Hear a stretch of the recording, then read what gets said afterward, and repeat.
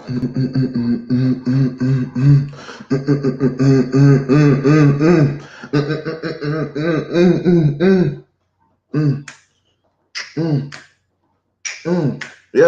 yeah, yeah, yeah, yeah, yeah. Oh my God. We bike. We bike in this thing. We bike in this thing. Um, we back. Am I sounding good? I know I'm looking good. Got my ponytail in, and motherfucking Laker jersey on. Darvin Ham got me amped. But fuck it. Let me take a sip of water real fast while we get this bitch rocking. Then we're gonna get right into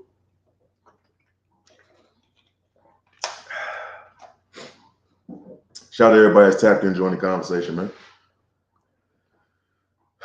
All right, we got everything set up. It's a lot to get into. I ain't gonna fake it, man. So let's go ahead and get into this shit, man. All right, fucking let's get it. Yes, sir. What's poppin' with y'all, man? Welcome back to another motherfucking episode of the Thin Line Between Genius and Insanity podcast. I am the flyest, highest, coolest, smoothest host of them all. OG! Nah, one more time for them bitch ass niggas in the back. OG! Hatch, you know the fuck it is, man. What's up with the people? All around the world, all my friends. What the fuck is good? What's poppin' with y'all? I hope up there looking good, feeling good, staying motherfucking safe. It's a whole lot that's going on in these churches, man. I tell you that each and every motherfucking week. I want to say shout out to everybody around the world that's tapped in and joining the conversation, man. I truly appreciate all the love and support, man. Let's keep building this empire brick by motherfucking brick. I do want to say, welcome Twitch. Welcome Twitch, all the Twitchers, all the Twitchies, whatever the fuck you want to call yourself. Shout out to y'all, man. This is the first episode that will be going up on Twitch. It's been a page I didn't have for a while, just didn't use.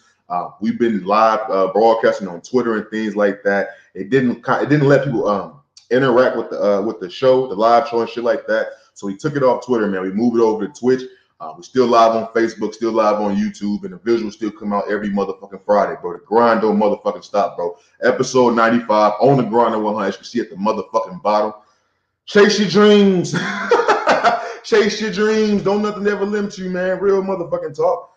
Shout out to everybody listening to this podcast on Apple Podcasts, Spotify, Google Podcasts, Audio Mac, Audible, Anchor, etc., motherfucking etc. Once again, go ahead and subscribe to the YouTube channel at OG-TV. Ring that bell, drop a comment, leave a like, all that good shit the YouTubers say. We in this bitch. We pulling the fuck up. What's up with y'all though, man? It's a whole lot showing the motherfucking docket this week. I ain't gonna hold it. It's a whole lot of shit. I will say this. You may be sitting there wondering, why does this nigga have on a fucking Laker jersey? Why does this nigga have on a Laker jersey when the Celtics is going against the Warriors tonight in Game 3? Hold your horses, motherfucker. Hold your horses, man. Darvin Ham at the press conference, what was that, 2 days ago, 3 days ago? The shit got me amped. I ain't gonna hold you. That's a real nigga. He got me amped, so I had to throw my motherfucking jersey back on, man. For a second, I almost forgot who the fuck we was, man. So I have to go ahead and represent real time. You know what I'm saying? Like I told y'all on the post I put on my social media. Not one, not two, not three, not four. We on Twitch for the long term, man. We doing this shit for the rest of the motherfucking me running this show, real motherfucking talk. But it's a lot of shit on the docket that we got to get into, guys. It's a lot of shit on the docket, but we got to get into Michael B. Jordan going through hell, getting embarrassed in front of everybody around the world. We got to get to Deshaun Watson. His shit just keep getting worse and worse and worse. You talking about a nigga I kind of felt like was innocent? I don't feel like that no more, guys. Y'all know how I feel about the justice system. It's looking kind of sketchy for that nigga. I ain't gonna hold you. We got to get into self-snitching. Ties into the Young Thug YSL Rico case. We got to get into that, man. It's a lot of shit going on with that self-snitching shit in hip-hop. Who's to blame, the industry or the consumer when it comes to self-snitching in hip-hop? We got to get the toxic femininity that's at an all-time high at the moment, man. Some shit I seen on social media that got me spooked. It got me spooked. And also, throughout this podcast, man, I'm going to go ahead and give a message to the Fresh and Fit podcast. As you know, I don't really like talking about other people's podcasts on this platform just because it's fucked them at the end of the day. But I gotta stand up for something that I really believe in, man. So I gotta send a message to the Fresh and Fit podcast and let them know how I truly feel about how they're attacking black people, black women, and now they're attacking black people as a whole. And I can't let that shit slide, bro. We gotta get into motivational talk, living life instead of waiting to die. It's something I struggle with, and also I know it's a lot of things that a lot of us struggle with in the African American community. And I want to make sure I get some words of wisdom on that. We gotta get into the question of the motherfucking week: is it cheating if your significant other is supporting your friend's OnlyFans? Is it support or is it a fucking a scouting report? Is it? We gotta get into that. Also, we gotta get into the moment you realize your sex game is lacking. To hustle or not to hustle. We gotta get into the playoff recap, or finals recap at the moment, I should say. And then we're gonna wrap the podcast on up, man. We gotta get in, get out. The game come on at 6. I don't want to miss it. That's why we going a little bit early. Apologies now before I get on my ass. So we gotta get into it, man. Like I said, whole lot of shit in this motherfucker. Let's go and get this motherfucker rocking. You know, let's go ahead and get into Deshaun Watson, B. You know, man, this Deshaun Watson shit. I kind of didn't want to start the podcast with this, but I felt I had to because this Deshaun Watson shit is blowing my mind. I've talked about it a few times on this podcast already, but I feel like the conversation isn't being had enough, if that makes sense. Not necessarily by me, but by the NFL, by ESPN, by Fox. It's not a big enough topic. And the reason why I really want to bring it up again is because, yeah, there was one more civil suit that was added to the list. I think it's up to 24 civil suits now. 24 different women are suing Deshaun Watson in regards to his sexual escapades and these massages and shit like that. But that's not the reason I really bring it up. If you don't know, man, news came out. I think it was the New York Times or New York Post. It was one of those two that dropped the article about Deshaun Watson in this case. And they did some more research. They did some more interviews. They got into contact with more women. And the total is now up to 66 different women. You heard me correct. 66 different women are saying Deshaun Watson did some foul ass shit. Or no, I'm sorry. He said Deshaun Watson contacted 66 different women in 17 months in regards to massages and shit like that. Let that sink in. So it doesn't matter if you believe he did or not. Let that part of it sink in. Deshaun Watson contacted 66 different women for massages in 17 months. Now, it comes to a certain point in time, no matter how much you want to defend a nigga, how much you want to believe a nigga. I've came on this platform many times and told y'all that if there ever was a nigga who was adamant about they didn't do some shit, it was Deshaun Watson. That nigga he let it be known he didn't do nothing. But when the facts come out, we all knew he was a freaky motherfucker. Like I told y'all on Savages on the podcast, you got that many different motherfuckers touching your body, something's wrong. Usually professional athletes get a big, it's either big ass nigga or one female who goes with them throughout their career and is their masseuse, getting the kinks out their back, fixing their hamstrings and shit. They're professional athletes. But when you're a professional athlete and you're contacting women who's not even qualified to really be touching your body, you can get way more credible people throughout your organization, the NFL team you played for, than contacting people on social media, which is what he was doing.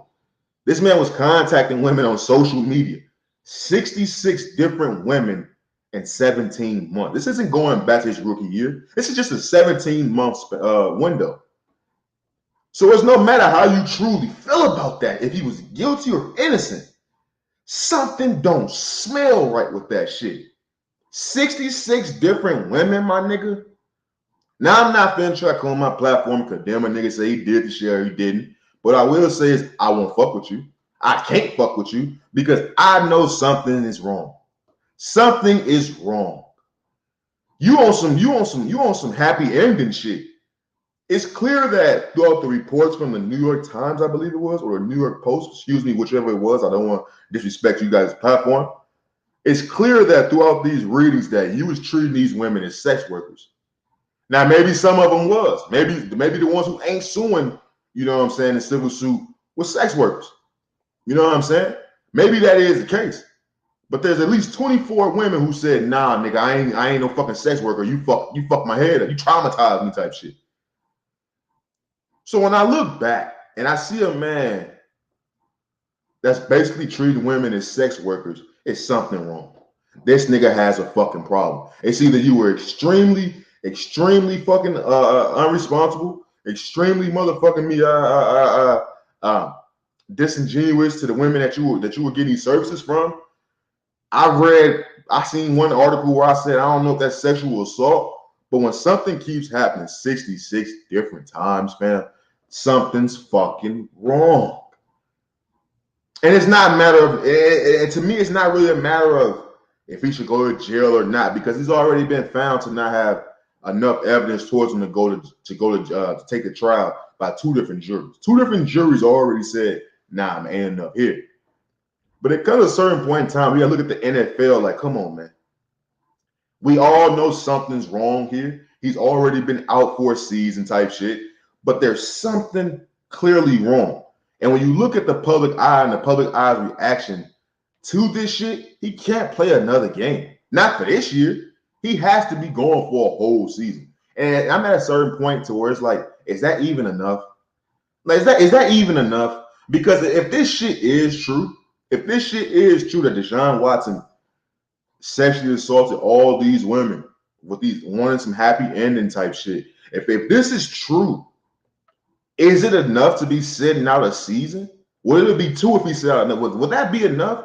Because in 2 years, in 2 years later, he'll come back, get this big ass contract he signed for, and live his life, living his dream. Is it enough to say that he can still play? 66 different women, guys? Come on, like, it's not funny, but sometimes, bro, you have to like laugh to keep from crying. It's like for 66 different women. And this nigga's in the public eye. This nigga's the starting quarterback, and you gotta sexually assault women? 66 different ones? Like, I don't get these niggas. I got a fucking corporate, I got a desk job, and I'm getting pussy. Well, I ain't gotta force nothing on nobody. I ain't gotta make no women uncomfortable to get no pussy. Why is this nigga as a starting quarterback for the Houston Texans at the time have to force or make women uncomfortable to get some ass or to get a nut off? It doesn't make sense. I don't get niggas. It's plenty of women that have fucked Deshaun Watson just because he's Deshaun Watson. It's plenty of women that have fucked Deshaun Watson because he's in shape. It's plenty of women that have fucked Deshaun Watson because he got a nice car. The list goes on. So when you find yourself in a situation that Deshaun Watson, I can't put myself in your shoes because I can't even think like that. But when you put yourself in that situation, you have to ask yourself as Deshaun fucking Watson, what am I doing? There's so many women in the stands at all my games with my fucking name on the billboard. Oh, Deshaun Watson, number 4. It's so many of those every game. Why not fuck them? Why not fuck your fans? That's what I'm gonna do. That's what I'm gonna do. I'm gonna fuck my fans. Lloyd Banks said it. Guess what? I fuck fans. Guess what? Your favorite rapper does too. He was talking about 50. I don't fuck some of my fans. That's what I do. I done it already. I probably shouldn't have said that. But yeah, I've done it. But why not Deshaun Watson go fuck some fans? Why are you seeking out unqualified masseuses to touch your body and put them in these strange, peculiar situations? Why? Why? Even if say he didn't do anything wrong, why even put yourself in this situation? Niggas don't be thinking. That's gonna be a common theme of this podcast. You're gonna see plenty of examples of niggas not thinking. And it's gonna lead into the next topic of a nigga not thinking with his dick. And we've all fell victim to it. Every man's fell victim to thinking with their dick. It's there for a reason. Some of us are blessed to where that motherfucker's big and you can't deny that motherfucker. When they got a mind of his own. That motherfucker powerful sometimes. But it's like some niggas just, I don't get them. I never will understand them. And this story is not over by a long shot because every fucking week there's more and more information. There's more women that come to the forefront, and they all saying the same shit. Now, if niggas believe that Bill Cosby shit, you gotta start to believe that Deshaun Watson shit, because the number is getting high as fuck. 66 different women in 17 months. It's fucking crazy. So we got our ear to the motherfucking these streets, and we're gonna see what the story ultimately come to an end to. We're gonna see what the fuck happens to Deshaun Watson. At this point, I don't think he should play another fucking game until this shit is resolved. There's an exempt list for a reason. Bro gotta sit the fuck down. This is too much. This is too fucking much at this point. Real motherfucking talk. Moving on, man. I got to talk about that freaky ass nigga. I start getting the jitters in this motherfucker. I start feeling like Smokey in a pigeon coop in this motherfucker. Real motherfucking talk. Let's get into Michael B. Jordan, man. Damn. Michael motherfucking B. You know, man, if you don't know, you're living under a fucking rock.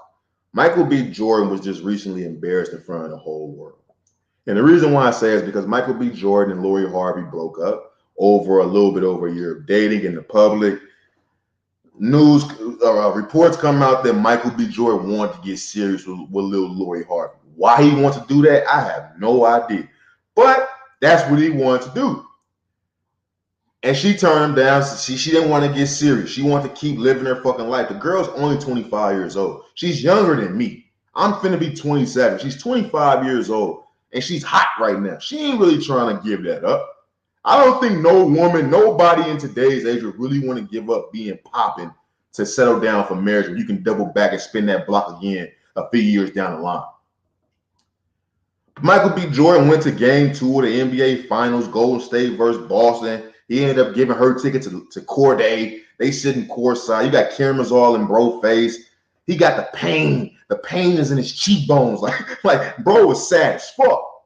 And every real nigga know that feeling. Every real nigga who's ever encountered a young lady and wanted to be serious with them or shit just fell apart, they know that look. And that's what that look was. He knew everybody knew his business, and he knew that motherfuckers was whispering behind him under their breath every time they seen him. They saw the reports like we all saw the reports.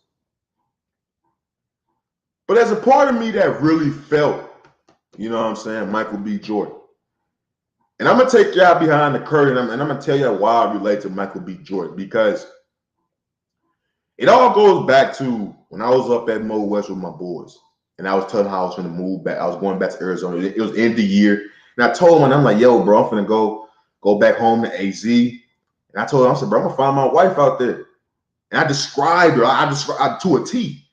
I don't know if all niggas is like this, but I know I am. I know my mind is fucked up. That's why this podcast is called The Thin Line Between Genius and Insanity. I know my mind is fucked up. But I described my wife, my future wife, to a T. Glasses, her skin color, her shape, how long her hair was, her humor, all that shit. I had that to a T. And for years, that was the standard I was holding every woman I met to. Now, I went 6-7 years without meeting her. But once I found a young woman who I felt was her, she was literally everything I described in life, I forced myself to love her. I made myself love her. Like I told myself, nah, this is it. I'm changing my ways. I got to make this one work because this is the one I've been looking for. And when that shit didn't end when that shit ended and it didn't go how I wanted to go or how I presumed it would go, I was fucked up. Yes, I know, big ass, tough ass hatch. I was fucked up because it was a moment to where I was like, damn, did I do something wrong? Did I fuck this up? And it was a moment of embarrassment because I allowed myself to be vulnerable in such a way I've never been vulnerable before. And when I look at Michael B. Jordan, everybody knows what Lori Harvey is. She's a hoe. There's nothing wrong being a hoe in 2022. There's nothing. They just called me a hoe last week. It's not what people call you, it's what you answer to. But there's nothing wrong with being a hoe if you accept that you're being a hoe. Honestly. And with Michael B. Jordan, he saw what she was. She dated Sean. She dated Diddy. She dated her son. She dated Future. She dated the NASCAR driver. She dated all these niggas in like 6 months. Like none of this shit.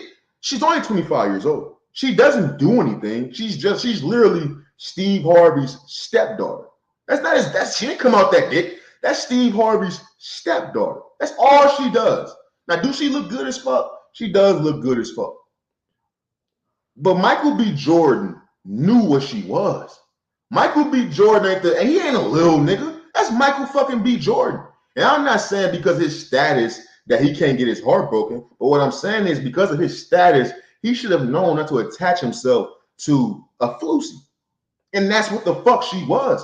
But in my mind, I look at Michael B. Jordan like he thought he could have changed her. He thought she was going to change because he was Michael fucking B. Jordan. He thought because every other woman in the world was screaming and hollering for him when he took his shirt off that any woman he got, that was it. And he probably had the same mentality that I have when I got my fucking heart broken. He had a description of a woman in his head. He saw her and he fell for it. And he thought he could change her. Now, I didn't know my bitch was a rat. I didn't know that part of it. But he knew. It was well documented that Shorty was getting fucked by many guys, many men in such a short amount of time. And I don't even call women hoes for fucking a lot of dudes like that. But when you fuck a daddy and the son, you are like that pussy tainted. I don't even think highly of you no more. When the son fuck you and then the daddy fuck you, nah, baby. Your ass a rat. But Michael B. Jordan thought he could change that woman. He thought because he was just Killmonger, that shit would be all right. And no, she still want to live. She want to party like it's 1999. She knows she hot. She knows she on the top of the list right now. It's her, them Bailey sisters that every nigga is talking about, and that's pretty much it. And Lotto. It's Lotto, Lori Harvey, and them Bailey sisters. They the hot girls right now. Those are the hot girls right now. Lori not giving that up for Michael B. Jordan. Not at 25, maybe at 30. But Lori Harvey not giving up her popping stats for Michael B. Jordan, bro. So when I see Michael B. Jordan sitting back getting embarrassed in front of the whole world, and it's not even because he broke up with Lori Harvey. It's literally because everybody's in your business. That's probably the most embarrassing part of it. I crack my jokes on social media because that's the fuck I do. But I understand where he's how he's feeling. Every man that's really been out here in these streets, you either play somebody or your ass done got played. That's just the facts. That's just how this shit goes. Oh, let me see the comment. Yeah. Oh, is this Cuzzo? Let me see. Yeah. What's good, Cuzzo? Welcome to the motherfucking show, my boy. But the facts is the facts. Every nigga that's really been out here in these trenches, you either played somebody or you done got played. Now it all depends on at what point in time in your life that shit happened. Was you really trying to be serious? And when you really trying to be serious, that's when shit hurt the most. So like at the end of the day, bro should have fucking known. That's Michael fucking B. There isn't too many more prominent actors, especially black actors, male black actors that's higher than him right now. He shouldn't even been shooting at that basket. That's something you're supposed to hit and get up out of there. It's supposed to be paparazzi pictures of y'all, you know what I'm saying, going to dinner a few times. But it shouldn't be no real relationship. But at the same time, I can't blame a nigga for wanting to be serious. Like, as much as I want to be a player, as much as I done lived my wild ass life, I still want to get serious. So when you see a man go through that, wanting to be serious and it don't work, and that shit fall through, you see the pain in a nigga eye. You feel them on a total different level because at the same time, men get told that they ain't shit. Men get told that they don't want nothing serious. Men get told that they dogs. Men get told that they just, you know what I'm saying, they cheat on everything every woman that they get. When that's not the case, this is living proof, ladies. This is living fucking proof. That when a man finds a woman that he truly wants to be with, he goes all out.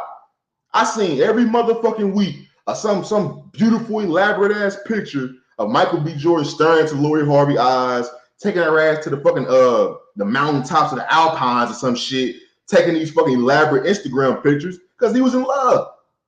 But when he wants to commit and she's not wanting to commit, and the whole world know that she was a fucking hoe from the get-go, and then she leave you, we gotta laugh at that nigga. Because nigga, you should have known. You should have known. As much as you tried to force yourself to love that woman, as much as you tried to change that woman, you can't change a motherfucker who wasn't trying to be changed. You can't. You just can't.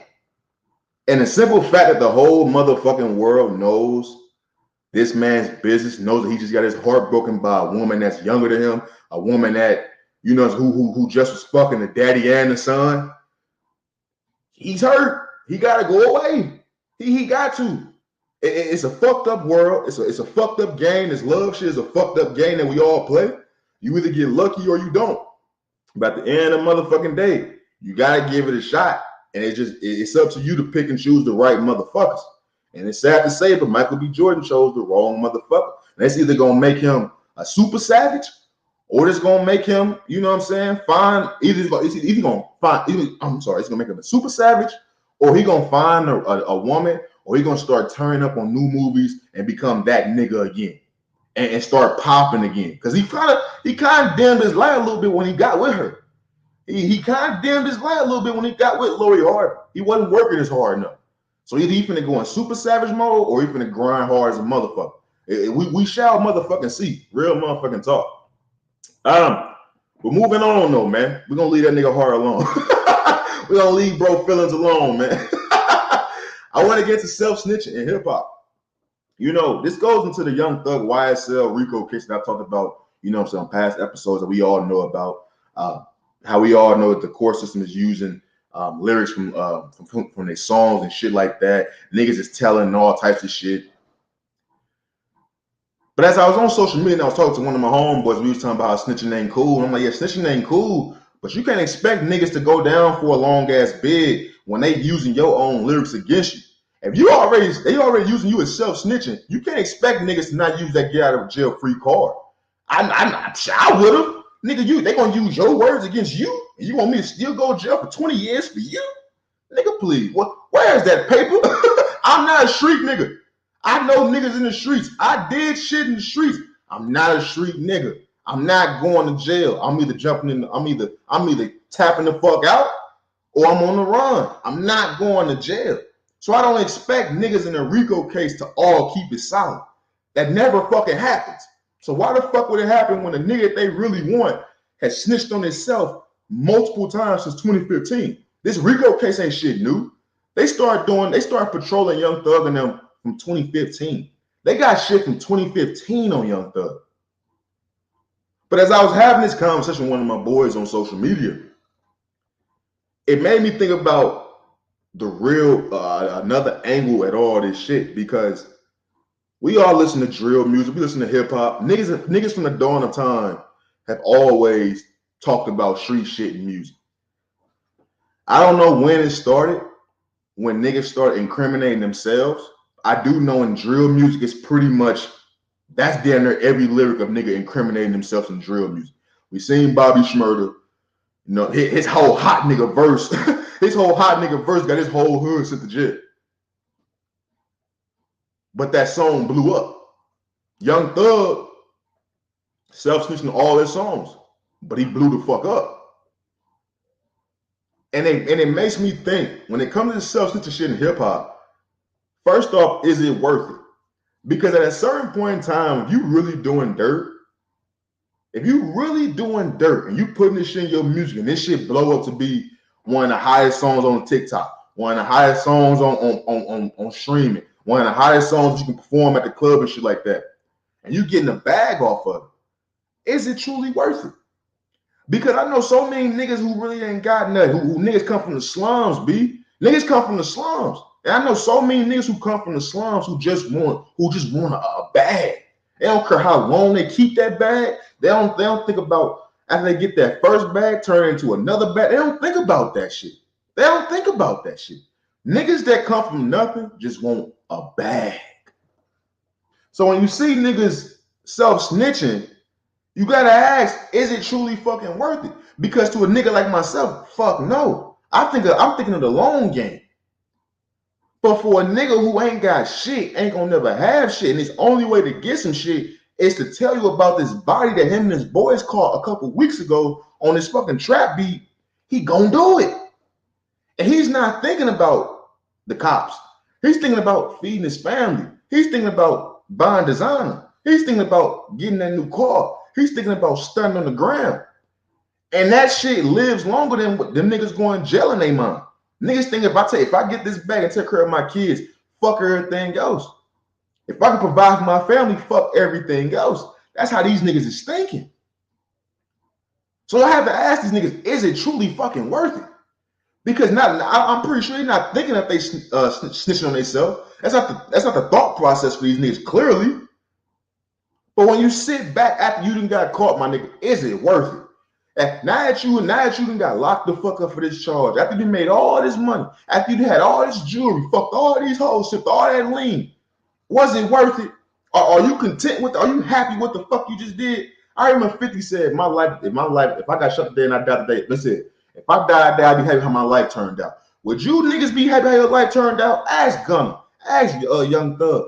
Are you happy how your life turned out? Because you lived a life that a lot of niggas can't say they live. You've lived a life a lot of niggas can't say they live. Are you happy how your fucking life turned out? Your family's good. They may not be good for that much longer because after this RICO case, a lot of money's gonna be gone. A lot of these niggas gonna be broke. So are you happy how your fucking life turned out? I don't think the answer would be yes for a nigga like me. But for a nigga who come from absolutely nothing and still got nothing, yeah, I came from nothing, but I got some shit now. But for a nigga who came from nothing and still ain't got shit, he may be cool with this shit. He may be ready to go sit the fuck down and be cool in the head, thinking that I made it. I made millions. I traveled the world. I fucked 1,000 bitches. I had $1 million in cash. Niggas, dumb niggas is cool with that. They truly motherfucking is. But the conversation for me goes deeper than them niggas. I look at the niggas taking advantage of these niggas like Young Thug and Gunna and Bobby Shmurda and all these niggas who's in hip hop who's snitching themselves in their raps. And the question is really, who's to blame for this shit? Besides the nigga that's spitting those bars, who's to blame for self-snitching in hip hop? Is it the industry or is it the consumer? Because at a certain point in time, we have to understand that the industry is pumping this shit out. Drill music started in Chicago. This shit in Atlanta now. This shit in New York now. This shit in the UK now. Drill music is everywhere. And I'm not just saying snitching in music only in drill music, but drill music is pretty much self-snitching. That's truly what the fuck it is. Chief Keef didn't snitch on themselves. Niggas took that shit and just ran with it and started snitching on themselves. And they all getting locked the fuck up. But that's what the industry is pumping out. When you see the industry, the 300 music label, Sony, Empire, Interscope, these is ran by fucking rich ass billionaire white folks who don't give a fuck about the hood. They don't give a fuck about the hood. But they pumping out music that's putting niggas behind bars for committing crimes and snitching on themselves. That's what the fuck they doing. And then the consumer, we the niggas that's buying that shit. Let me see the comments. Snitches get stitches. Snitches definitely get stitches, but when you snitch on yourself, you get jail time. Snitches get stitches, but when you snitch on yourself, you get jail fucking time. That's just real motherfucking talk. But who's to blame for this? Because us as the consumer, we the one buying this shit. We the ones bumping this shit on our fucking radios and iPhones and shit, on Apple Music and shit. We the ones buying this shit. And the industry and the record labels is the one that's putting this shit out. They the ones that's destroying our community. We the ones contributing to destroying our community. That's just how I look at it, because nobody, if nobody was buying this shit, if nobody was listening to this shit wouldn't be this wouldn't be existing. If nobody was bumping this drill music or these guys' music, nobody would be doing this shit. Niggas is truly only doing this shit because they know it's gonna sell. They know that shit gonna blow the fuck up. That's why niggas do it. Niggas don't want the slow grind. Niggas want that shit that's gonna pop off and take them to the top. And that's what the fuck is taking niggas to the top now. Oh, let me see this shit. Get jiggy to someone's felony. Real talk, getting jiggy to someone's felony. That's truly what the fuck we doing. We out here diddy bopping and motherfuckers shaking their ass to motherfuckers committing felonies. But does that fall on us? Do we have to take some blame in that? I think we do. Now, I'm not going to say I'm going to stop listening to it. If you're going to put the shit out, I'm going to listen to it. If the beat nice, I'm going to listen to it. But I have to sit back and we have to take some type of accountability, because as much as we all saying free Young Thug, free Gunna, free YSL, free all these niggas that get locked up, they getting locked up because we are the ones who's contributing to them making this type of music. We are the ones contributing to these niggas doing all this wild shit. Now, of course, you got Young Thug and them. They got other charges, not just because of their music, but they using their music as evidence for the shit they did in the streets, allegedly. So it's a wild it's a wild system. It's a wild cycle that these niggas is in, that we all in, actually, because on accident, we're contributing to niggas destroying our community. That's truly what the fuck it is. That's just how I see it. And it's a fucked up topic, but it's easy to put blame on a nigga that's putting that music out. It's easy to. He definitely gets 85, 95% of the blame. But that 5%, we have to look in the mirror like, yo, bro, we the ones who kind of making this nigga put this bullshit out. You know what I'm saying? Let me see. Comments say, let me see. Why are you wearing that jersey? Why am I wearing that jersey? If you must know, I talked about real fast at the top of the month for me podcast. We back. Lakers is back. That's why I'm wearing it. We got a new coach. He got me hyped. Gonna be back. We win that chip next year. Darvin Ham got me hype as fuck. They hired a black man. He got shot in the face. He tough. You know, his voice deep as fuck. He had me ready to run through a brick wall for him. I'm ready. That's why I got my jersey on. I got my jersey on because my Lakers is back, baby. Laker Nation till I fucking die, man. Real talk. But that's funny as fuck. I knew people was gonna ask me why I had this fucking jersey on. But in all honesty, man, back to this Young Thug shit before I move on.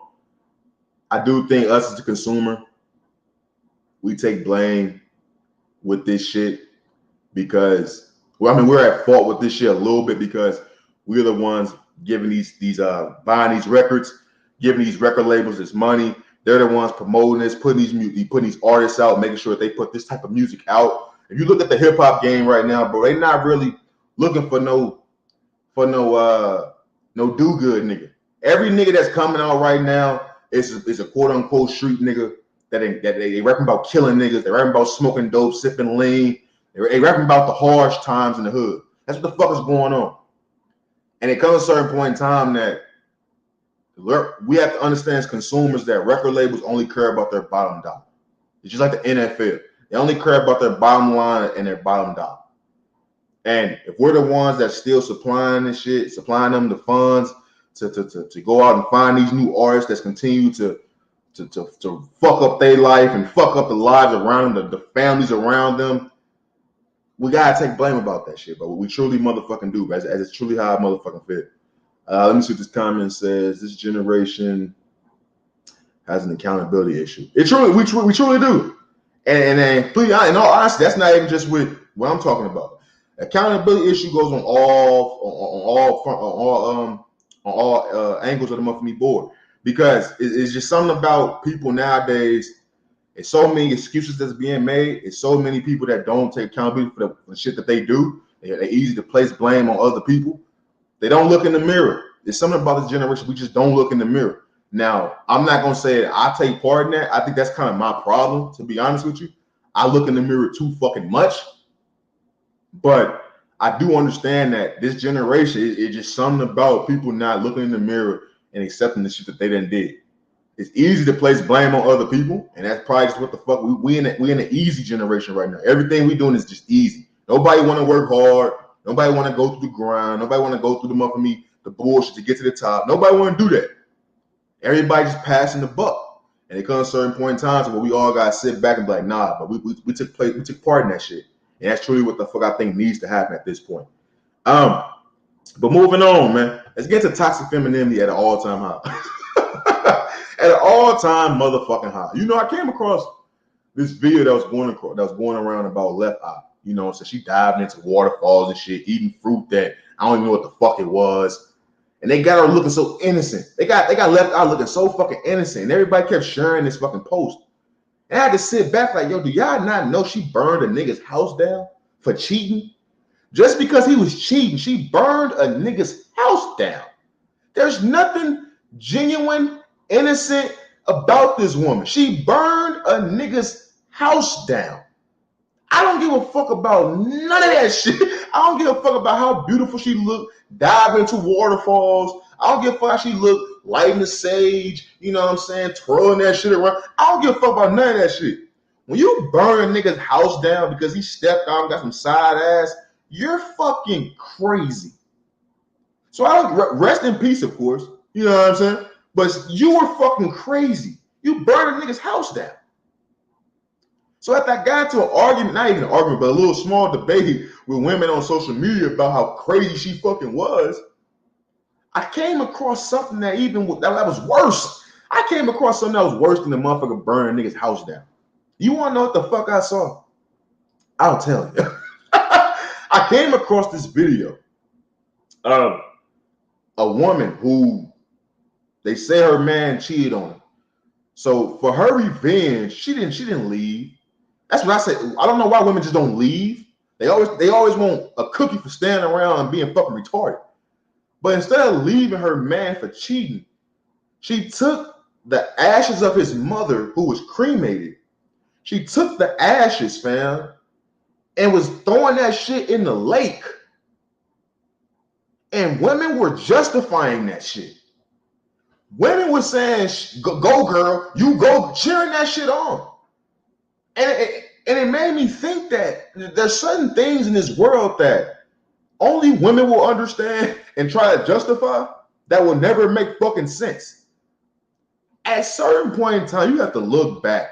You have to sit back and think, what the fuck did this man really do for you to take this man's mother's ashes and dump it in the fucking lake?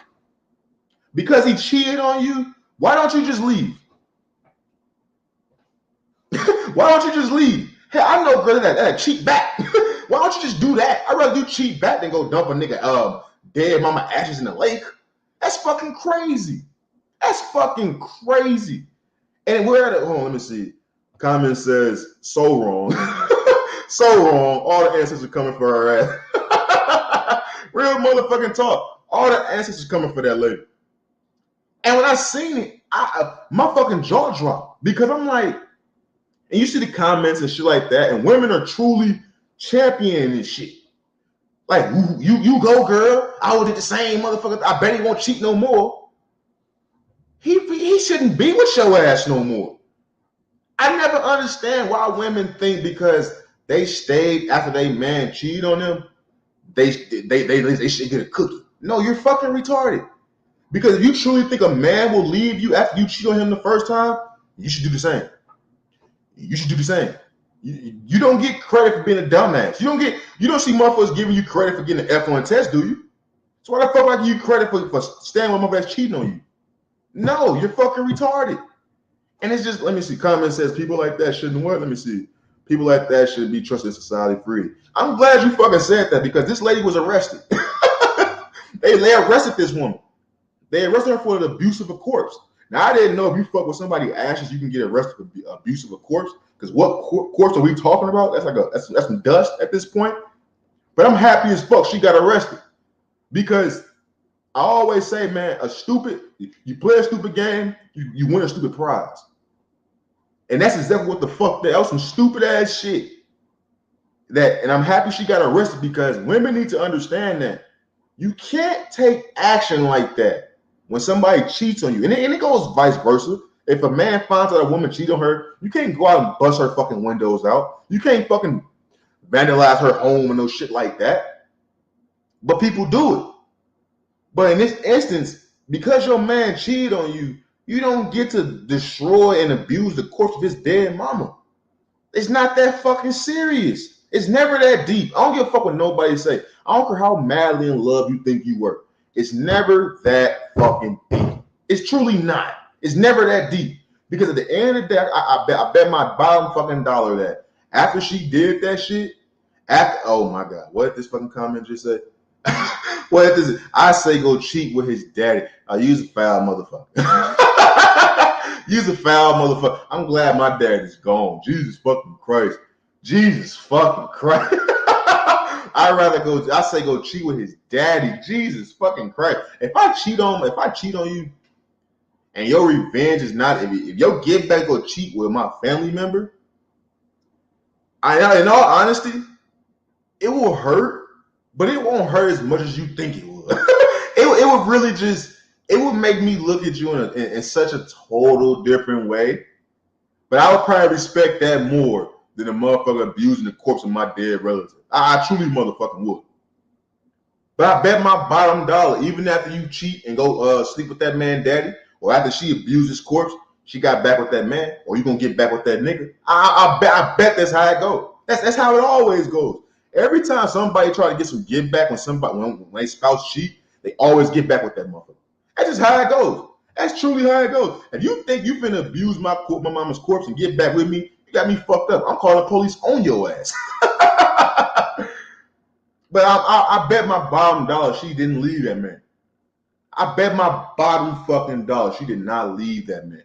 She did that shit and crawled right in the bed with that nigga. It probably was a few days where she was talking about, girl, he ain't shit. Fuck that bitch ass nigga. But 3 days later, he was knee deep in that pussy. Knee deep in that pussy. And it just blows my mind, fam. It just comes to a certain point in time where we have to sit back and realize toxic femininity in 2022 is at an all-time high. They don't give a fuck no more, fellas. They don't give a fuck no more, fellas. It don't matter what a woman does wrong now. Her girls is gonna justify that bullshit. It don't matter. It don't matter at this point. How you gonna get mad at a nigga for cheating on you and go throw his mama ashes in a fucking lake? Bitch, I wish you would. Look, I don't believe in niggas putting their hands on women. But if I'm telling you right now, I'm telling you right, you can clip this. If a bitch put my mama ashes in a river, oh man, I'm elbowing the shit out of the bitch. I don't give a fuck about none of that shit. I don't give a fuck about none of that. Take me, Jill. Throw away the key. Fuck that. That's a fucking violation. You can't do that.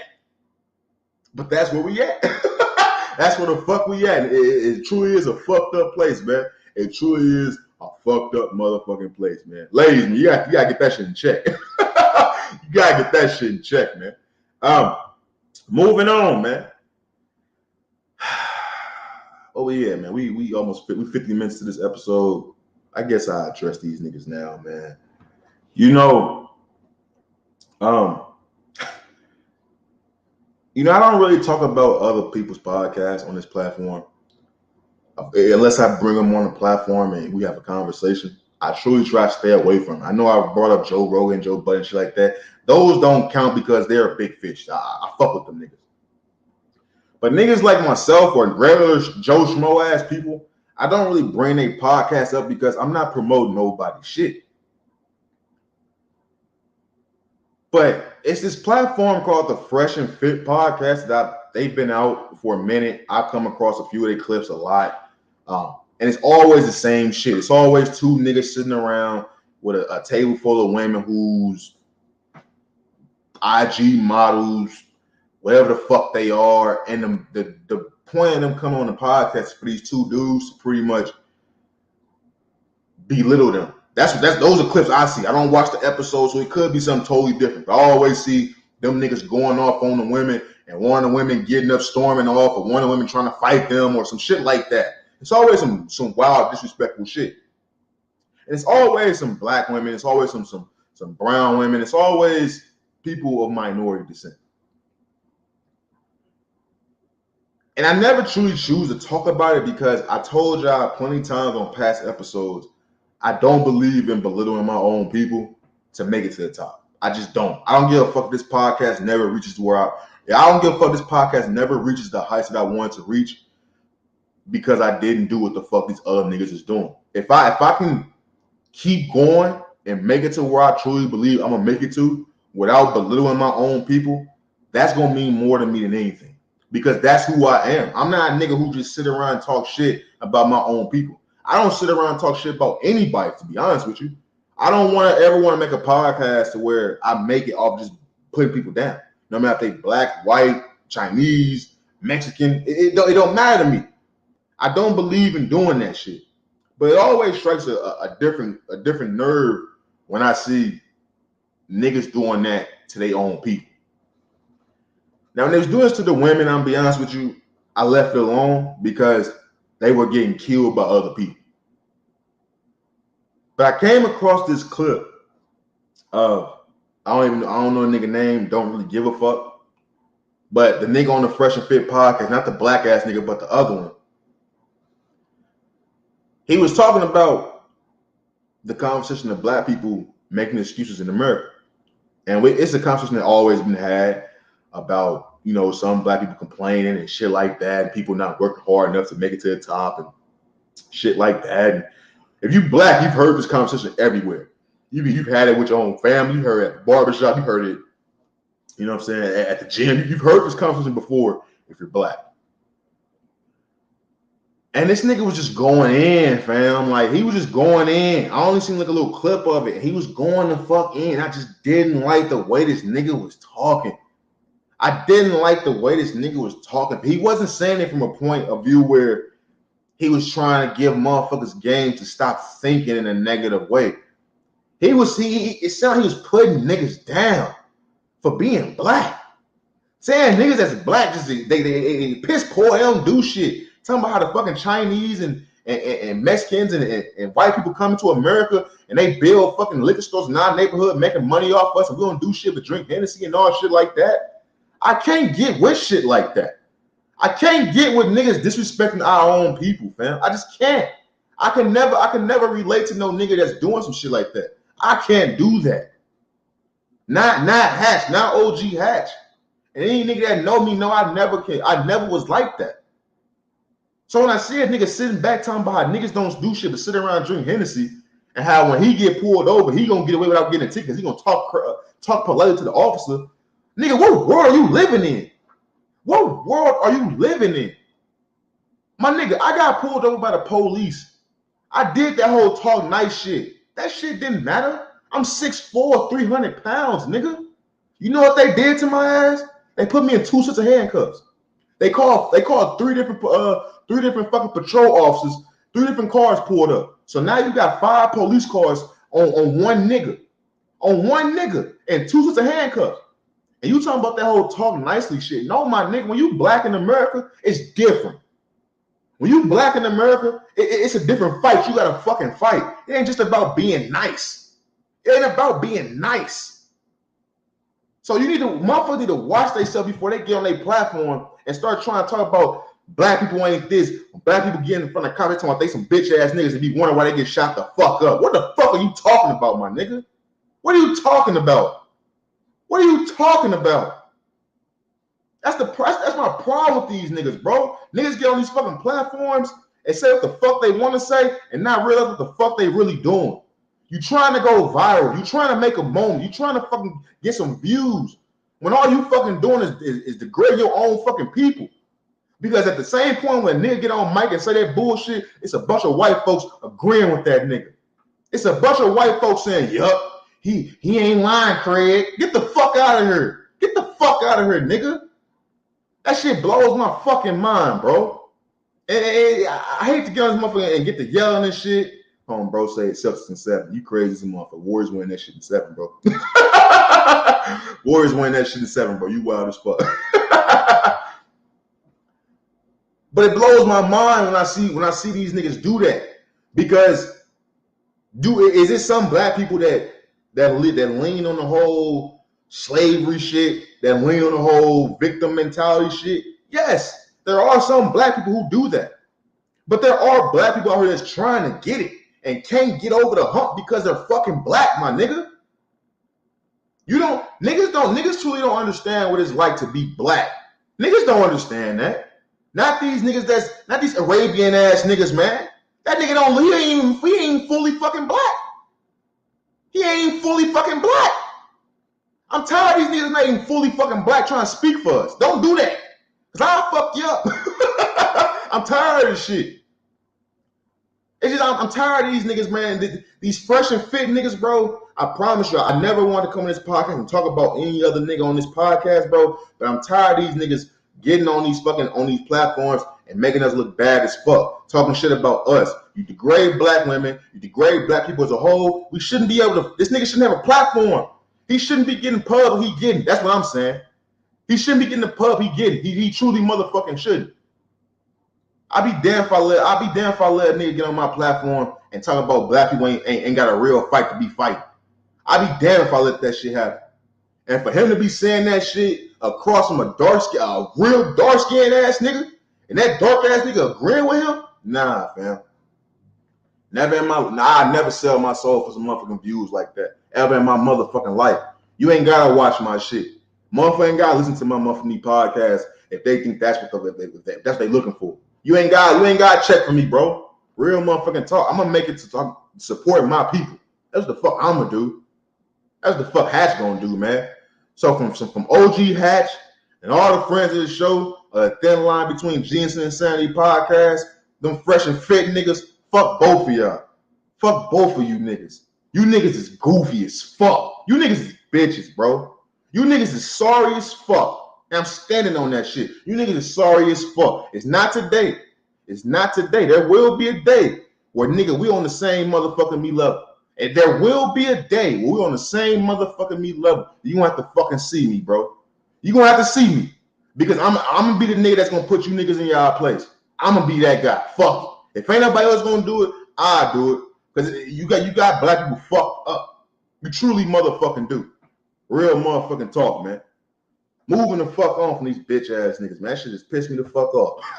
Real motherfucking talk, man. Moving on.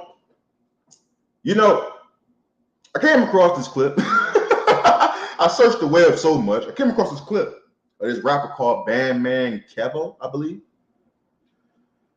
And apparently this man got liposuction. He put this shit on his Instagram story like he's a proud customer. You know what I'm saying? He literally did what the IG models do. He had a picture of his body with the marker and shit on it, and he showed the end results. And he was getting a lot of flack for the shit. And I gotta ask all the friends of the show, is this acceptable now? Like, is a man getting liposuction acceptable? Now, I'm not saying a fat nigga getting lipo, but Bandman Kevo wasn't that fucking big, and he got liposuction. In the age of 2022, you gotta remember we're in a different time frame, guys. We're in a different space to where niggas getting liposuction, that's a different ball game. Nobody's doing the hard work anymore. I talked about that earlier in the podcast. Nobody's going through the grind. So if a nigga got the bag to go get liposuction, shouldn't he be able to get liposuction? Should he truly be getting killed for getting liposuction? A real nigga like myself, I'm gonna go to the gym. Like I said, I'm 300 pounds, mostly muscle, but I got a stomach. I never get lipo. To look good for what? For who? I'm getting pussy. But for a nigga like Bandman Kevo, he's clearly insecure about his body. If we say women that's getting liposuction is insecure about their body, what we saying about the nigga that's getting liposuction? Like he's even more insecure about his body. Because shit, women love stomachs. Women love a chunky nigga. So for a nigga to get liposuction, it's kind of crazy, ain't it? It's kind of some wild shit to do. So I have to put myself in the thought process like, say I was chilling with one of my mans, right? One of my boys. And he was big as fuck on Tuesday. A couple days go by. I don't see or hear from the nigga. And we link up on Sunday. And he got a fucking six-pack all of a sudden. How would I truly feel about this nigga? I would think this nigga trying to be a bad bitch. I would think he trying to be a bad bitch. That's what I would think. That's what I would think. Could I be cool with a nigga that's trying to be a bad bitch? Ugh. I can't do it. So that's my thought process on it. Like any nigga that's really trying to get lipo to look good, to you know what I'm saying? You trying to be a bad bitch. I don't know if I can fuck with you, but that's where we at. That's where we at 2022. All these niggas are trying to be bad bitches. All these niggas got their fingernails painted. All these niggas wearing skinny jeans. All these niggas wearing boots. All these niggas wearing motherfucking chokers and shit. That's what these niggas doing. They all dressing like some bad bitches. So lipo is not too far from the motherfucking equation. If a nigga he got his fingernails painted. If a nigga wearing a choker, if a nigga wearing skinny jeans, if a nigga is telling his homeboys, you know what I'm saying, that he love them and all that good shit. Lipo ain't that, you know what I'm saying? Lipo just ain't that far removed from the motherfucking story. I don't know Bandman Kevo. Never heard none of his music. Never heard none of Bandman Kevo music. But if the nigga getting liposuction, he trying to be a bad bitch, bro. That's just truly how the fuck I see it. I would clown the fuck out of my homeboys if them niggas got liposuction. I would clown the fuck out of my homeboys if they got liposuction. If it wasn't a life or death situation, and you just woke up one morning and said you want to have liposuction, I'm clowning your ass. I'm on your ass every motherfucking day. You better not ever say a motherfucking thing. I'm on your ass.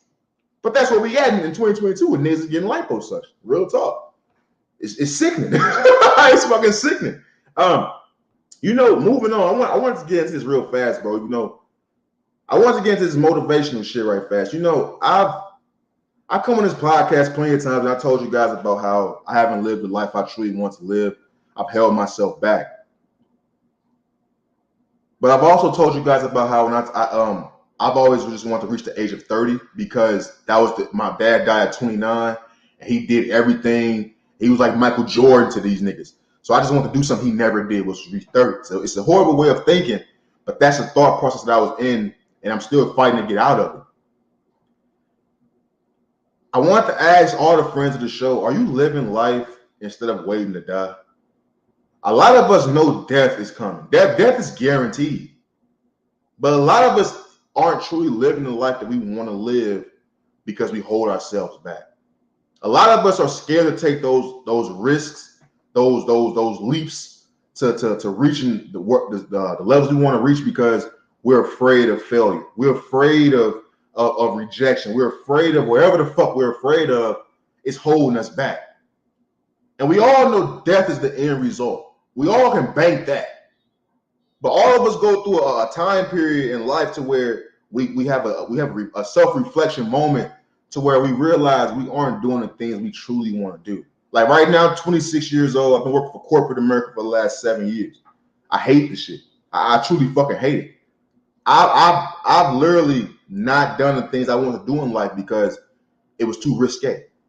I couldn't take the risk at the time. I couldn't afford taking the risk at the time. But looking at the shit now, I could have done it and said fuck the consequences. I could have said fuck it, YOLO type shit. Drake said it, you only live once. But it makes me think like how many of us are truly living the life we want to live? How many of us are doing that? I see so many people, man, that's so talented and so creative that shit is like on the shelf. They steady going through this robotic ass lifestyle because they know they got to pay these bills. They know they got to do A, B, C. They know they got to do certain shit, but they not doing what the fuck they truly want to do. I know motherfuckers that's tied down in relationships just because they got to be there, just because they feel content with that shit. Life is not about feeling content. That's not what life is about. Life is about reaching new goals each and every motherfucking day, stacking more and more paper, living more, getting more experience in life, whatever the fuck it is. Enjoying the fruits of our labor. That's what the fuck life is all about. Life isn't about being content. That's not what life is about.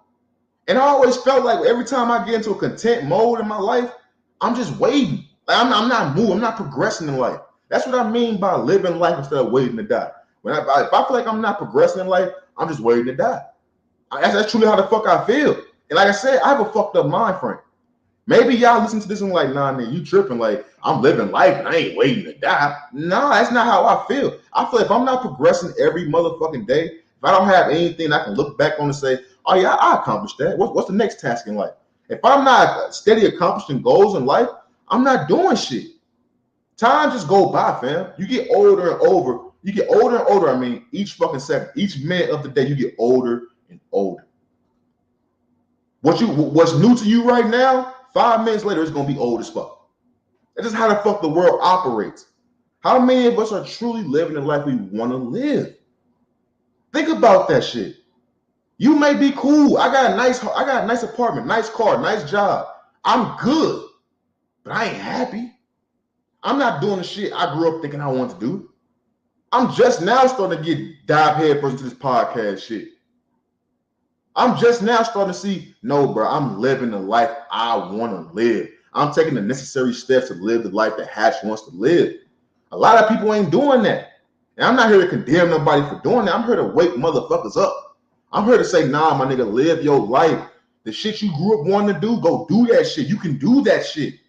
If you want to fucking be a rapper, a singer, a ball player, go do that shit. You want to be a ball player, go get in the gym, my nigga. Go. You ain't got to make it to the pros. Go be semi-pro. Go overseas. Grind hard. If you truly got game, grind hard. If you want to be a podcaster, instead of just listening to other people's podcasts, go get the fucking equipment. Go get a mic. You already got a laptop, I'm sure. Some of this shit you can record on your phone. Stop waiting around and allowing and admiring other people chasing their dreams instead of chasing your own fucking dreams. I had to kick game to one of my homies the other day. I'm like, nigga say he want to be a YouTuber and shit. But the nigga he been saying it for the last couple years. But he's I ain't got the equipment, I ain't got this. I'm like, bro, you got a phone, don't you? You got a phone with a camera on it, don't you? Press record on that motherfucker. You know what I'm saying? Press record and do what the fuck you want to do. He's sitting back watching Mr. Beast. Mr. Beast is on YouTube. The nigga's like the best YouTuber on YouTube. All his videos get like 30 million, 45 million views in like 3 days type shit. He's a big fucking fish. But at the time, like, bro, stop. You watching Mr. Beast videos saying, man, I could do this. I wish I could do this. You can do it. The difference between you and Mr. Beast is that Mr. Beast actually did it. He actually went and brought the camera. He actually went and pressed record and said, fuck it, I'm going to give it a try. And after he gave it that try the first time, he just kept going.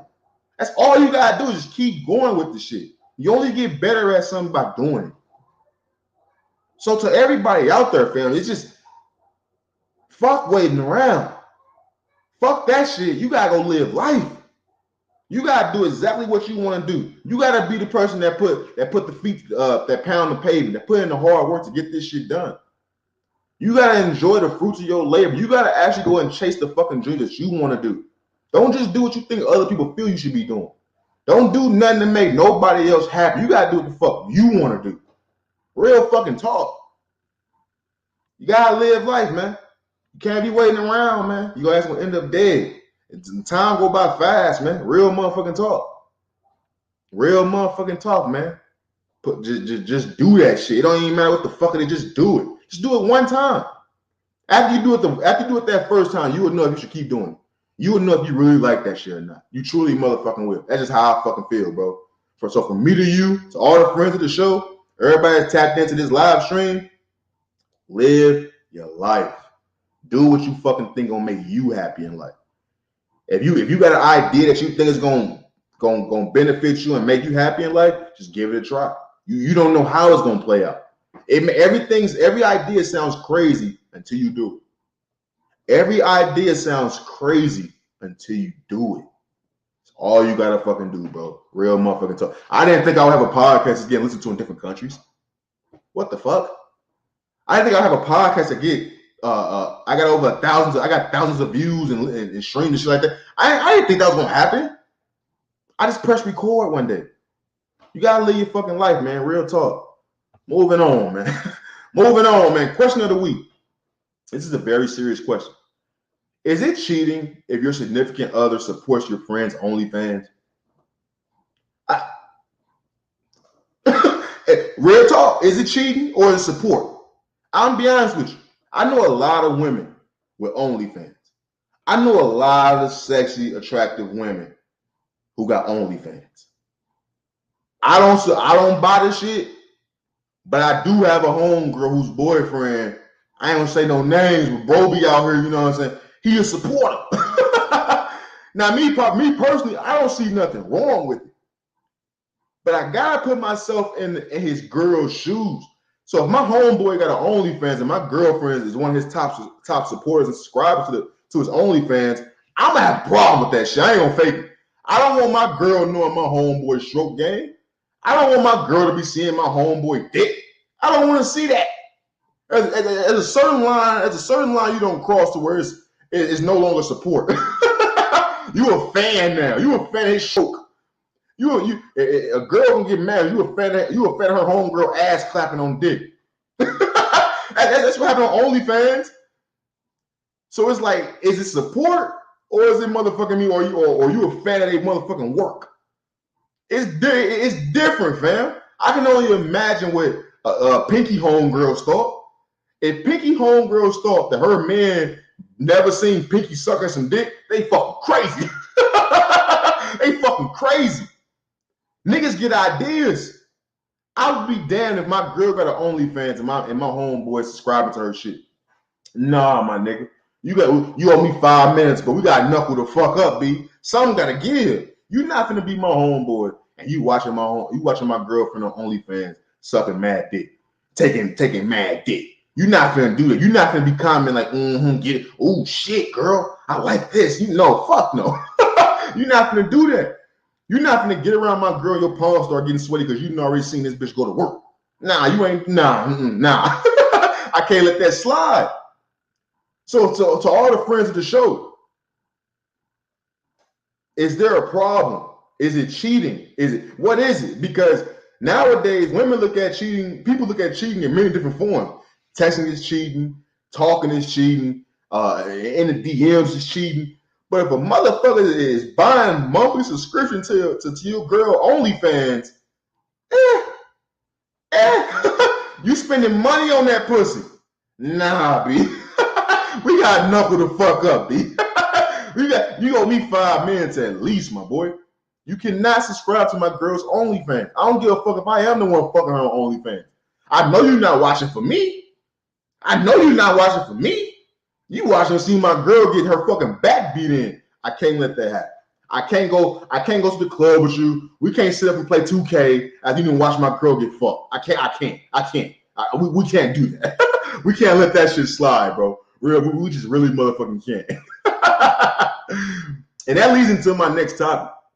The moment you realize your sex game is lacking. The moment you realize your sex game is lacking. You know, I came across this clip. It was of this woman. And she, this clip of this woman, let me see what this comment say real fast. Let me see. Real talk, cuz you know, if a nigga subscribe to your girl OnlyFans, nah. Or if your girl subscribe to your homeboy OnlyFans, nah. Niggas owe me these, B.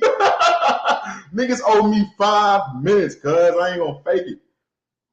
But the moment you realize your sex game is, I came across this clip, right? And it was of this woman. She was in the hospital. And she was in the hospital having mad orgasms. Like she just kept orgasming and shit. And she said that she's been orgasming for the last 2 hours after sex. And I was like, whoa. Like 2 hours later, you still nutting and having orgasms? Like, nah. Right? These comments said, what you said, knuckle the fuck up. Niggas no owe me these, B. Real motherfucking talk.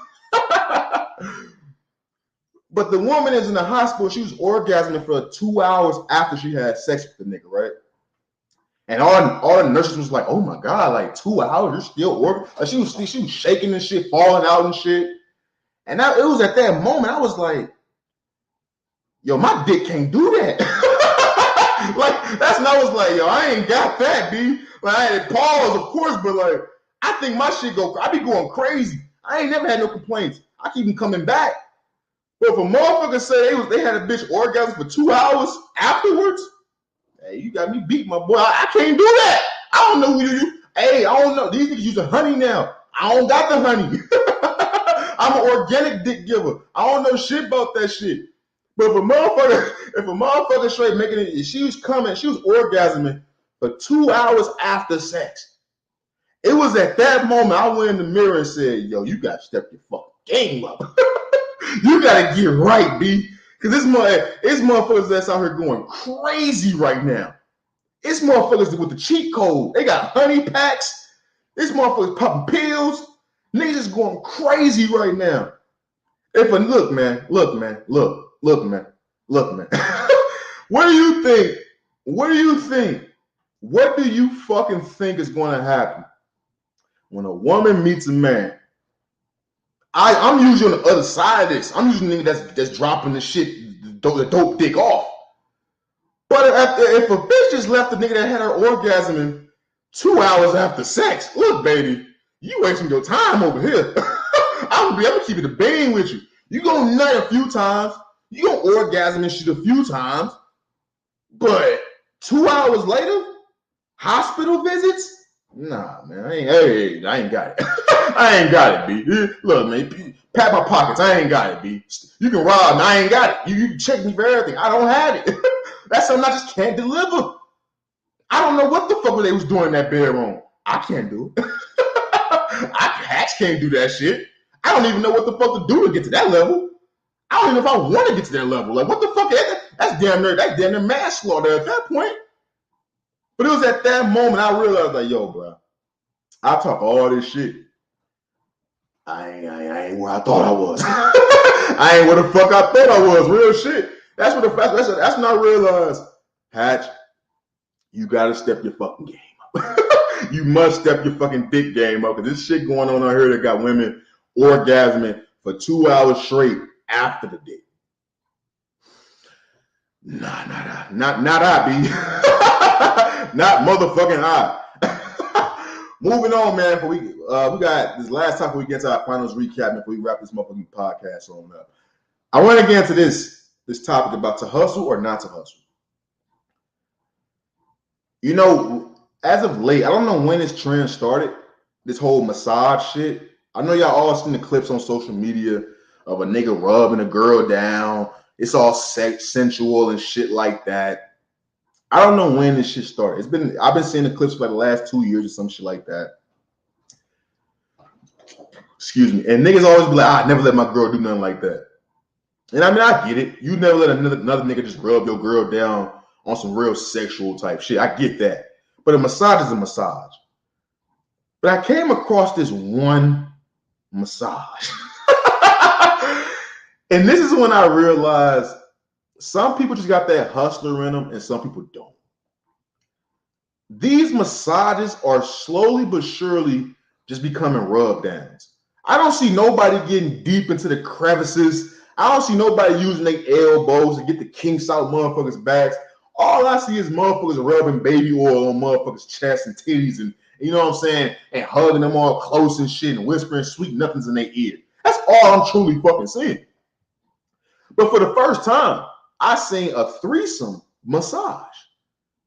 I've never seen that before. And that's when I realized everybody don't got that hustler gene in them. As I'm sitting back watching this clip of this threesome massage, you got a man rubbing down on the lower half of the body. And you had a woman behind the woman caressing her titties, you know what I'm saying, rubbing her down and shit like that. And I'm just sitting back like, I don't see not one motherfucker getting a kink out of nothing. That bitch gonna get her back still gonna hurt. They wasn't doing shit but rubbing. They just rubbing her. And I'm like, this is some sexual shit. But it made me think, at what point in time do motherfuckers think that this is a good idea? At what point in time do motherfuckers sit back and say, you know what we can do to get some money? We can run a fucking train on a bitch just rubbing her down. That's truly what the fuck. You couldn't tell me they didn't fuck that bitch afterwards. Her pussy was wet. She was moaning and shit. And these niggas are just rubbing her the fuck down. And I'm like, nah, B. I can't let my girl have a threesome massage. I can't. My pride would not let me allow my woman to have a threesome massage. Now, a massage is different. If it's one of those sexual massages, I'm gonna be tight about it. I'm gonna be tight. But a threesome massage? You had two motherfuckers in there rubbing you down with baby oil and lavender and all that good shit? Nah, bitch, you got me fucked up. It's just certain lines I can't get comfy with that shit. These motherfuckers ain't really getting no kinks out of shit. They ain't fixing motherfuckers' hamstrings for real. You know what I'm saying? Like, they ain't doing that. They really just rubbing motherfuckers down, touching motherfuckers. They on some Deshaun Watson shit. They on some Deshaun Watson shit, if you ask me. I can't get jiggy with this shit, B. I really motherfucking can't. And I want the brand because I want to ask all the friends of the show. If you're in a relationship right now, will you let your significant other get one of those rub down massages? Would you? Would you let your girl get one of those rub down massages? No matter how player you think you is, would you let another nigga just be rubbing on her? Because he's not really massaging her for real. He ain't really, you know what I'm saying, getting in that motherfucker. He just rubbing her. Would you let that shit slide? I can't let that slide. That nigga got knuckled the fuck up too. He still get the little $50, but he want to eat these motherfucking knuckle sandwiches. Real motherfucking talk, B. Real talk. Well, we had an hour and 23 minutes in the stream. All right, man. Let's get these finals recaps so we can get the fuck up out of here, man. The game's gonna come on. Look, man. Game 3 happens tonight. Boston Celtics versus the fucking. This podcast is jumping all over the place. Jesus Christ. But game 3 tonight, Boston Celtics versus Golden State Warriors. They in Boston for game 3. I have Golden State winning this series in 7, just because they can't stop Steph Curry, and Klay Thompson still hasn't even turned up yet. Draymond Green impacts the game on levels that nobody else in this series can. I love Jason Tatum, St. Louis's finest, but nah, he's too inconsistent at this moment in time, honestly. But he still is a good fucking player. It can really go either way. I'm not going to sit here and say like Boston can't win this series. I'm not going to say that. I said Golden State in 7 for a reason. But I can see Boston winning if shit get clear. They start hitting threes like they was in game 1 and like they did against Milwaukee and Miami and shit like that. But there's one thing about this series that's really opening my eyes, bro. It's this Klay Thompson shit. I've been saying all season long that I truly don't think Klay Thompson like this whole Jordan Poole shit. I truly fucking don't. And I don't think it's necessarily about Jordan Poole. I think it's because Klay Thompson always been getting slighted. You know what I'm saying? He been getting slighted the whole Golden State Warrior dynasty run. He got left off the fucking NBA top 75. I remember it was either the year before he got hurt to where he got left off an all NBA team. He lost like $30 million advance. He been getting left out. He been the odd man out for the most part when it comes to, you know, accolations and people praising him when it comes to this whole Warrior shit. He don't look right. And it's not because he's unhealthy. They making that nigga dribble. If you truly pay attention to Klay Thompson, they making that man dribble more than he's ever dribbled, ever. And he's never been a nigga that can put the ball on the floor consistently and straight make a bucket for himself. He may do 1-2 dribble pull up or, you know what I'm saying, get to the back of the basket, do a dribble and spin and turn, some shit like that. But he's not a nigga that can really put the ball on the floor like a Jordan Poole, like a Steph Curry. That's not Klay Thompson's game. And they really closing out, making bro straight shoot that motherfucker. Comments say Jordan Poole is way more skilled than Klay. Obviously, yeah, that's obvious. That's obvious. He can dribble that motherfucker. He can penetrate the basket. He can pass way better than Klay Thompson. He can fucking finish at the hoop way better than Klay Thompson. But he's not better than Klay Thompson.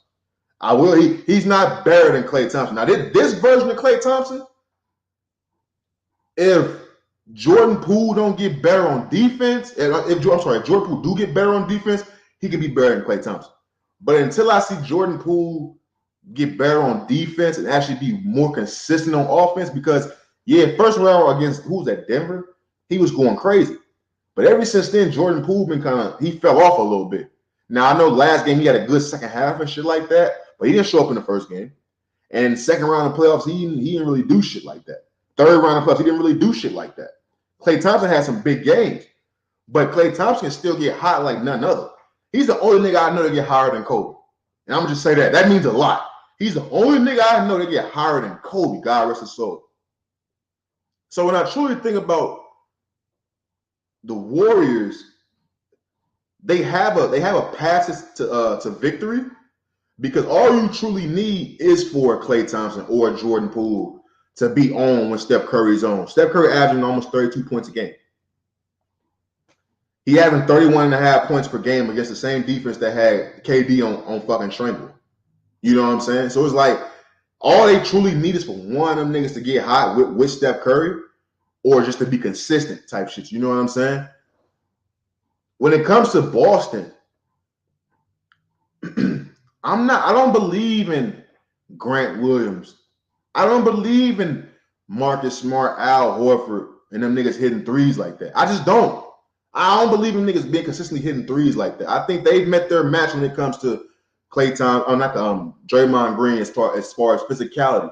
Because the only reason why I think Boston made it to the finals is he said Celtics in 7. he firm on that pick, I see. But the only reason why I think they made it to as far as they got, because they was physical. But the one thing I noticed about Boston is that when you're physical with Boston, they're not as consistent. They're not good consistently. Even in Miami series, I feel like if Miami was healthy, I feel like Miami could have beat them boys. Because the moment Miami started getting physical with Boston, they started to nut up a little bit. They started taking way too many jump shots. And I feel like they're a jump shot shooting team that hasn't really won it by shooting jumpers yet. So they still got that same live by a jumper, die by a jumper attitude. We've seen Golden State win multiple championships by a fucking jump shot.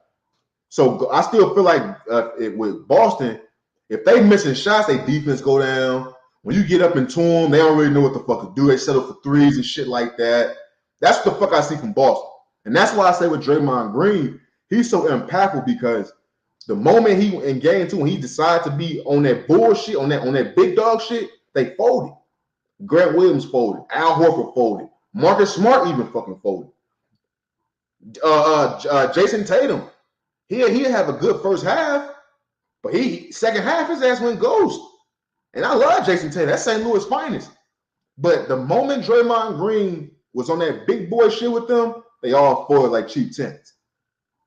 And everybody talking about Boston going home is going to be different. Boston ain't really been good at home all playoffs. I think they either a little bit under 500 or at 500 as far as at home in the playoffs. So I just don't think that they can beat Golden State. I don't think they can outshoot Golden State. I just don't. They can't stop Steph Curry. He's averaging 32 points, man. He's averaging 32 points. Where's that defensive player of the year shit? Where is that shit at right now, Marcus Smart? You need to step the fuck up, boy. So I got Golden State. The game is going to come on right now as I'm recording this episode.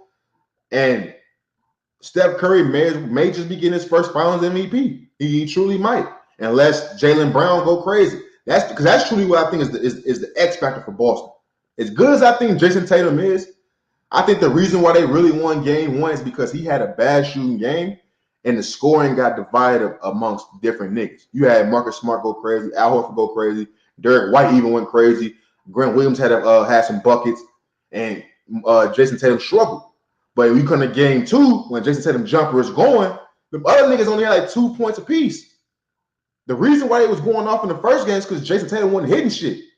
They can't do that all at the same time. Not against Golden State. It's not against Golden State. So I truly want to see what the fuck goes on. I think the main constant for Boston is Jaylen Brown. And even if he's not efficient, he keep going. He a dog. That didn't keep going. Every game in this playoffs, when Jason Tatum wasn't hitting and the Boston Celtics was down, the main constant factor was Jaylen fucking Brown. He was coming through, hitting tough ass shots, going on many runs by himself, getting the team back into that. To me, if Boston gonna win this series, it's gonna be because of Jaylen fucking Brown, bro. That's truly how the fuck I feel. Now we shall see, but either Klay Thompson gonna step up for the Warriors, or Jaylen Brown gonna be the reason why the fucking Boston Celtics win this fucking championship. That is how I fucking see it at this point. But we shall see, man. I gotta go into 7 games. My cousin said in the chat he got Celtics in 7. I got the fucking Warriors in 7. All the friends of the show, tap in, drop a comment, leave a like, all that good shit. Tell me who the fuck you got winning this series, man. Real talk. I think that's all we got on the docket, though. We got this, yeah, man getting lipo, living lifestyle waiting to die, question of the week, the moment your sex game is weak, hustle or not to hustle, Deshaun Watson, Michael B. Jordan, toxic femininity, self-snitching. Yeah, man, we covered all that shit, man. I do want to say this real fast before we get the fuck up out of here, man. This is the first episode that broadcasted live on Twitch. I do want to say shout out to everybody that tapped in, joined the conversation, man. I truly appreciate everybody that joined these live stream episodes, man. I truly fucking do. Shout out to everybody that's watching on the OG TV YouTube channel. Shout out to everybody listen to the Apple Podcast, Spotify, Google Podcasts, Audio Mac, Anchor. However the fuck you listen to the podcast, man. I truly appreciate all love and support, man. Let's keep building this empire brick by motherfucking brick. Keep living, keep chasing your dreams, B. I know I say that shit a lot on this podcast, man, but I know so many people that's so talented in life, bro, that just don't give themselves a shot to accomplish their fucking goals. They so used to watching other people do that shit and sitting back saying, I can do that same shit instead of just going out and doing it. Go chase your fucking dreams, B. For real. I wouldn't be sitting behind this mic on camera talking to y'all right now if I didn't chase my dreams. I'm not doing nothing that none of y'all can't do. Chase your fucking dreams, man. You'll be surprised how the happiness that comes from that, the sanity that comes from that, and your pussy rate gonna go up now. No, it won't. But no, seriously, man. Chase your motherfucking dreams, man. Once again, shout out to everybody that's tapped in and joined this conversation, man. I truly appreciate all y'all. And shit, man, you know I give it up on this side, man. It's all love these ways. Never let them sidetrack you with the bullshit. Always keep the main thing, the main motherfucking thing. Stay safe, stay sharp, stay sane. And I'll holler at y'all next week, man. We out this motherfucker. Peace. Hey, man, bro, she was orgasming for 2 hours straight after the dick. My dick can't do that. I'm sorry, ladies. Like, hey, you trying another few times? I got you. I ain't got that shit. My shit ain't on steroids, B. Real motherfucking me talk, man. Niggas going crazy out here, B. Keep them niggas away from my girl. Stay away. We out this motherfucker, man.